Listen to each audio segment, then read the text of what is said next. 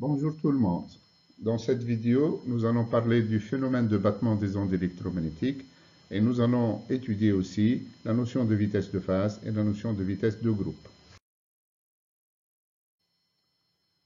Notre intérêt portera sur la superposition de deux ondes planes de fréquences proches.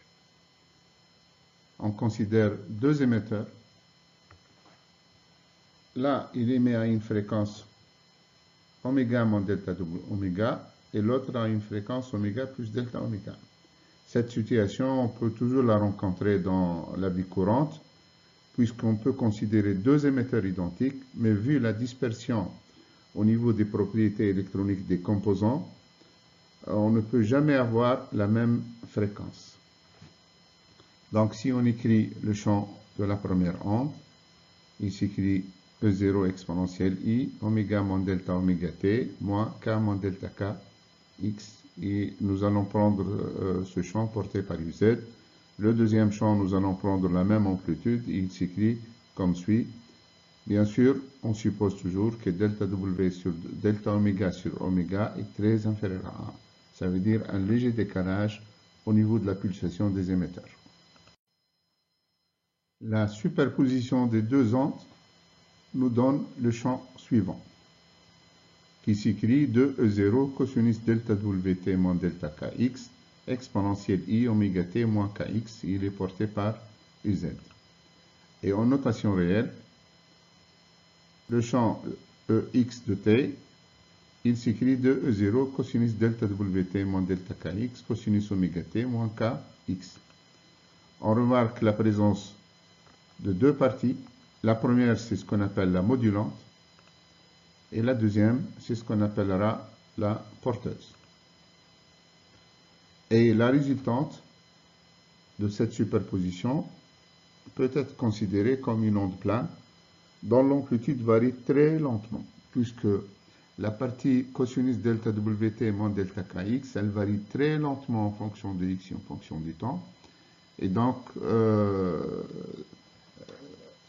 la porteuse, elle ne va pas sentir l'effet de cette variation. Ceci nous rappelle l'approximation de Born-Oppenheimer, ou bien l'expérience du pot de miel et des abeilles, puisque les abeilles, ils se déplacent très rapidement, ils ne vont pas sentir l'effet de déplacement qui est très lent du pot de miel.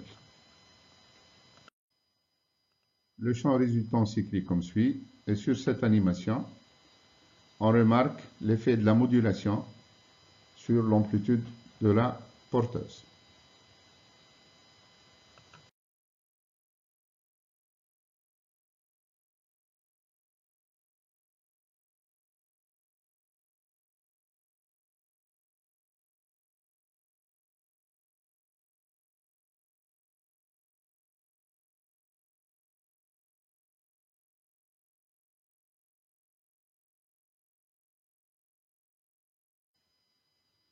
Si on représente cette courbe à une position x donnée pour différents décalages delta W, on remarque que pour delta oméga égale à 0, nous avons une superposition constructive et l'amplitude elle est multipliée par 2. Par contre, si on augmente légèrement le décalage, on commence à voir l'effet de la modulation au niveau de l'amplitude. Et cet effet s'accentue si on augmente davantage sur le décalage en fréquence. Et on commence à voir de nombre de lobes de plus en plus important en fonction de décalage en pulsation. Ce phénomène de battement est très connu pour les ondes sonores. Si on considère le La musical et on additionne la fréquence 440 et 440,5 Hz, voici ce qu'on peut entendre.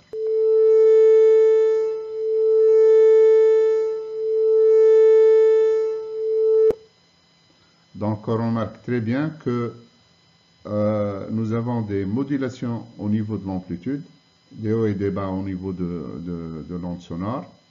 Par contre, si on additionne la fréquence 440 et 442 Hz,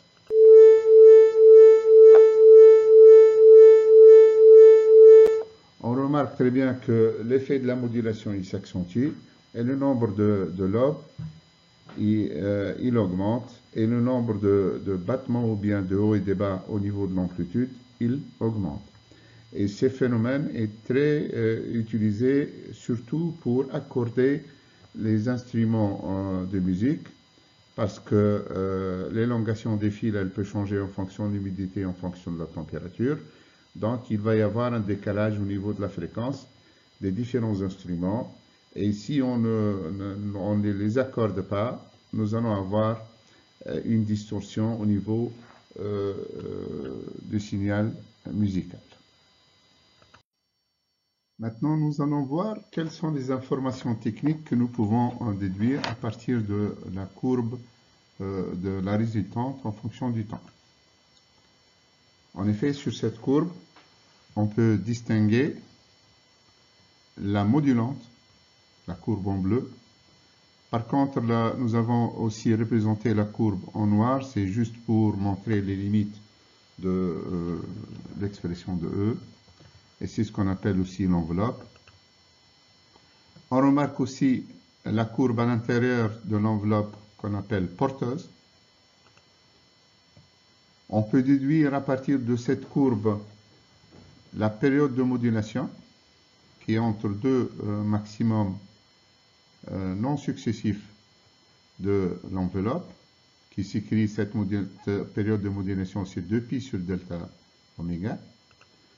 Nous pouvons aussi déduire à partir de cette courbe la période de la porteuse, ou bien la période T moyenne, c'est 2π sur oméga, parce qu'oméga c'est la valeur moyenne, oméga 1 moins oméga 2 sur 2. Nous pouvons aussi déduire la période de battement, qui s'écrit π sur delta oméga.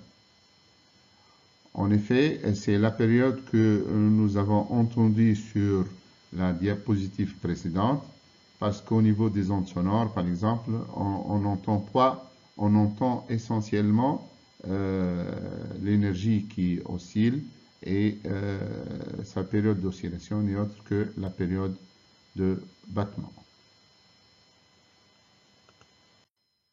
À partir de l'expression du champ résultant, nous pouvons déduire la phase instantanée de l'onde porteuse qui s'écrit oméga t moins kx, ce qui nous donne une vitesse de propagation qu'on appellera vitesse de phase qui s'écrit oméga sur k, qui est égale à c lorsqu'il s'agit d'une superposition dans le vide.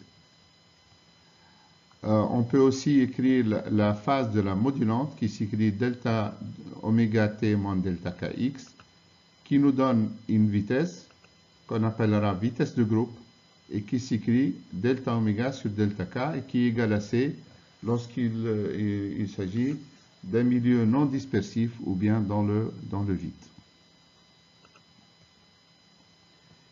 Et à partir de la courbe, on peut remarquer que la courbe verte, qui est la porteuse, elle se déplace avec une vitesse v phi, et la courbe en bleu, qui n'est autre que la modulante, elle se déplace avec une vitesse vg qu'on appelle vitesse de groupe.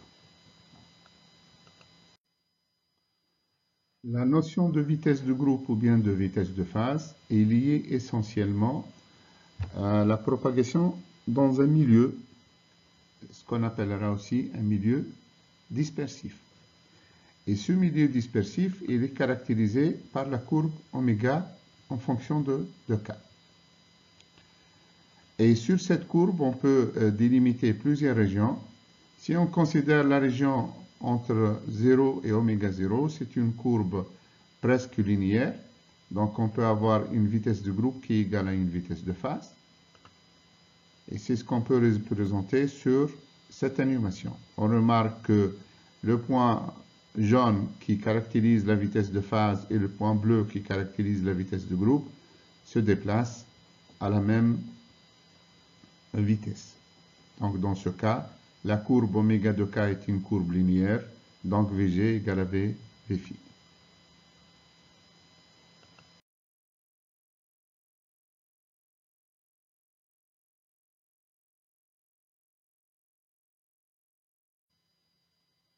Par contre, si on travaille à une fréquence où la pente de la courbe d oméga sur dk est inférieure à la pente linéaire oméga sur k, nous allons donc avoir une vitesse de groupe inférieure à une vitesse de phase. Et sur cette animation, on voit très bien que la courbe, le point jaune qui caractérise la vitesse de la porteuse se déplace plus rapidement que le point bleu qui caractérise la vitesse de la modulante. Et en effet, la vitesse de phase, c'est oméga sur k, c'est la pente de la courbe linéaire.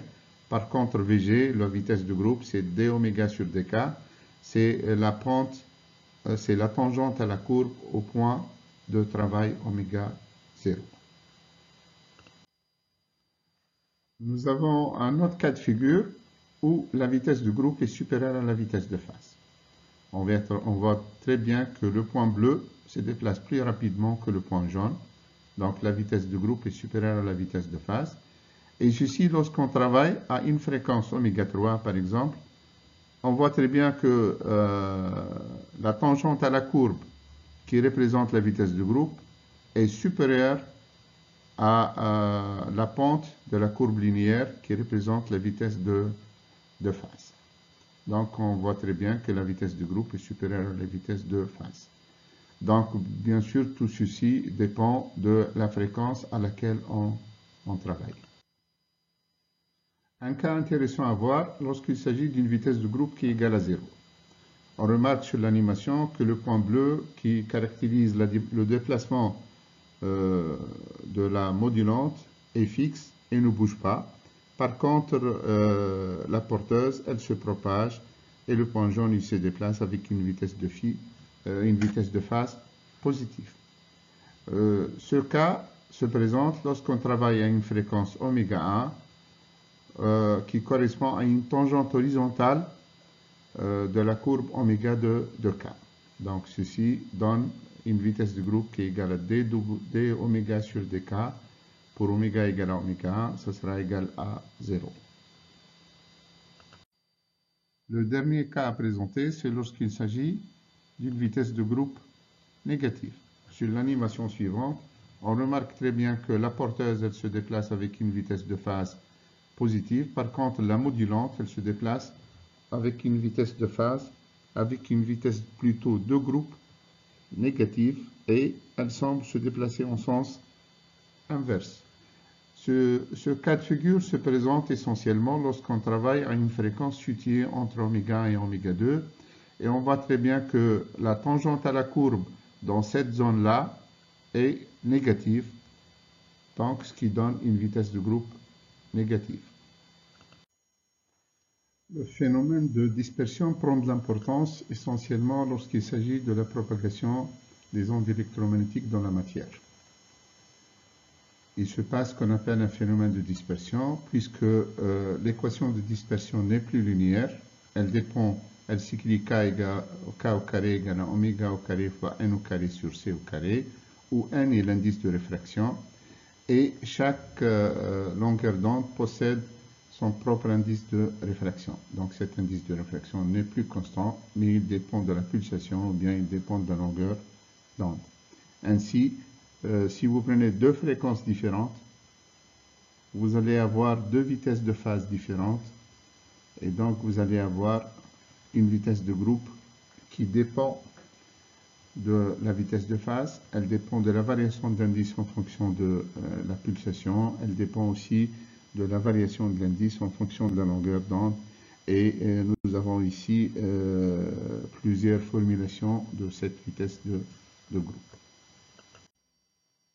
Et nous avons ici une démonstration des différentes formules trouvées pour la vitesse de groupe, soit en fonction de la vitesse de phase, soit en fonction aussi de la vitesse de phase et en fonction de la longueur d'onde, soit en fonction de la variation d'indice en fonction de oméga ou bien en fonction de lambda.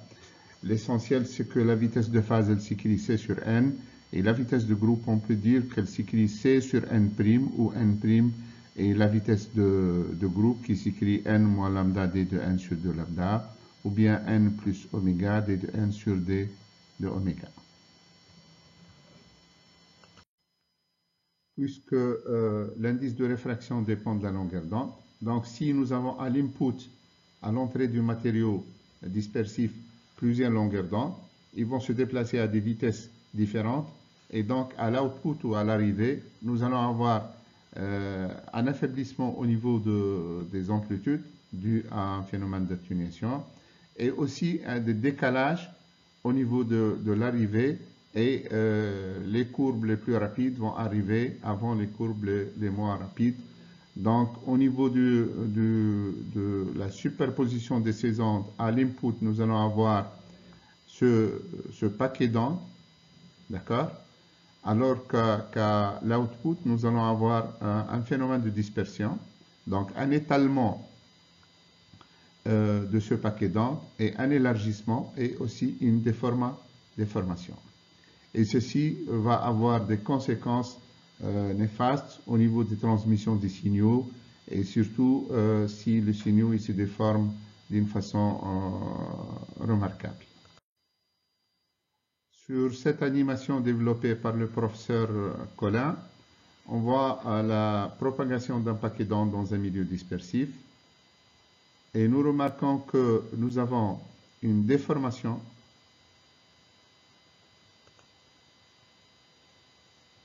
et un élargissement de ce paquet. Et ceci il a un impact considérable, surtout lorsque le milieu il est très lent, ou bien la fibre, surtout lorsque on va transmettre ce paquet d'ondes à travers une fibre optique. Donc si la fibre elle est trop longue, nous allons avoir un signal méconnaissable et fortement distordu. Sur cette animation, nous allons propager deux paquets d'ondes à travers la fibre optique ou à travers le milieu dispersif. Et qu'est-ce qui se passe? Un paquet arrive à joindre l'autre et parfois il peut même le dépasser. Et nous allons avoir des élargissements au niveau des paquets d'ondes. Nous allons avoir aussi des recouvrements des paquets d'ondes, ce qui fait qu'à la sortie, nous allons avoir un signal fortement déformé et une perte d'information.